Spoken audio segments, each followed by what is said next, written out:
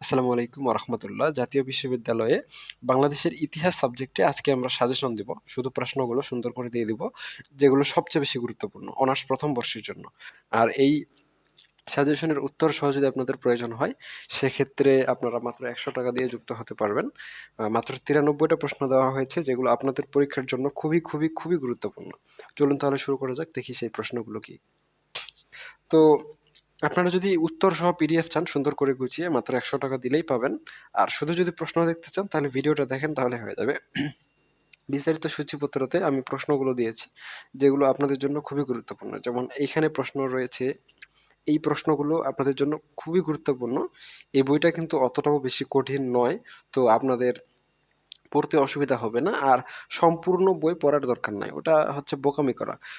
কয়েকটা প্রশ্ন পড়লেই যদি আপনি ভালো রেজাল্ট করতে পারেন, তাহলে পুরো বই পড়ে সময় নষ্ট করার কি দরকার? আপনাদের অন্যান্য যেই কঠিন সাবজেক্টগুলো রয়েছে সেগুলো আপনারা পড়েন। কারণ সেগুলোতে আপনাদের বেশি সময় দিতে হবে। যেই সাবজেক্টে কম সময় দিলেও হবে, ওই সাবজেক্টে বেশি সময় দেওয়ার প্রয়োজনীয়তা নেই। তো এটা তো গেল ইতিহাস। আপনাদের যে আইসিটি বইটা রয়েছে, সেই বইয়েরও আমরা এভাবে সাজেশন দিয়েছি। মাত্র ১১৯টা প্রশ্ন দিয়েছি। আপনারা সেই পিডিএফটাও নিতে পারেন ৳১০০ দিয়ে। আর যারা বিবিএ, এমবিএ, বিএসএস করছেন, তাদের জন্য হচ্ছে সবগুলো বইয়েরই ডিপার্টমেন্টের রয়েছে। আর আপনাদের ডিপার্টমেন্টের নামটা কমেন্টে লিখে পাঠাবেন। যদি আপনাদের ডিপার্টমেন্টের বই থাকে তাহলে পেয়ে যাবেন। কিছু ডিপার্টমেন্টের আছে, সবগুলো ডিপার্টমেন্ট এখনো কভার করা হয়নি।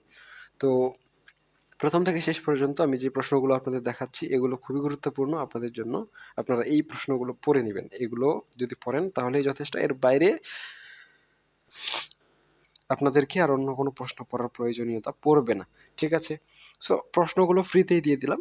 প্রশ্ন তো কোনো বিষয় না। যদি উত্তর চান ধারাবাহিকভাবে, তাহলে আমাদের কাছে যোগাযোগ করে ৳১০০ পার্সোনাল সেন্ড মানি করে পিডিএফটা নিয়ে নিতে পারবেন।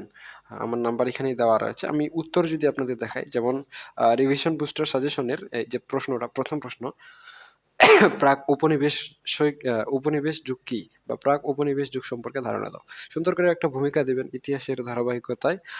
বাংলা বিভিন্ন সময়ে বিভিন্ন শাসক এবং রাজবংশ দ্বারা শাসিত হয়েছে এবং প্রাক উপনিবেশিক যুগ থেকে উপনিবেশিক যুগের সূচনা পর্যন্ত এই অঞ্চলের রাজনৈতিক আ পট পরিবর্তন অত্যন্ত তাৎপর্যপূর্ণ। নিচে বাংলার ইতিহাসের এই গুরুত্বপূর্ণ সময়কাল ও ঘটনাসমূহ বিস্তারিত আলোচনা করা হলো। ১ নম্বর বখতিয়ার খিলজির বাংলা জয়।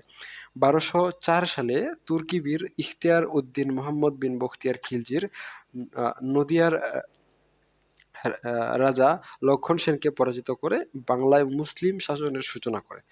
২ নম্বর হচ্ছে আহ ইলিয়াস শাহী বংশ প্রতিষ্ঠা। ১৩৩৮ সালে শামসুদ্দিন ইলিয়াস শাহ স্বাধীন সুলতানি আমল প্রতিষ্ঠা করেন এবং সমগ্র বাংলাকে একত্রিত করে শাহী বাঙ্গালিয়ান উপাধি ধারণ করে। এভাবে সবগুলোই আছে। আপনারা দেখে নেন। আর সবার শেষে উপসংহার দিয়ে দিবেন, তাহলেই হয়ে গেল। এবং পরবর্তী প্রশ্নের উত্তর দেখেন কত সুন্দর করে অল্প শব্দে বিস্তর তথ্য সহ আপনাদের পূর্ণাঙ্গ ব্যাখ্যা দেওয়া হয়েছে। ১৬০টা টোটাল আপনাদের পেজ আছে। একটা পেজ পড়তে ১ মিনিটের বেশি লাগবে না। আমার তো ৩০ সেকেন্ডেই হয়ে যায়।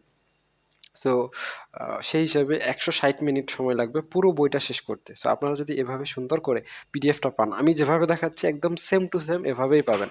আর এটা মোবাইল ফ্রেন্ডলি, সো আপনাদের পড়তে আরো সুবিধা হবে। কারণ এই দেখেন আ অক্ষরগুলো কত বড়, বড় দেখা যাচ্ছে। ঠিক আছে?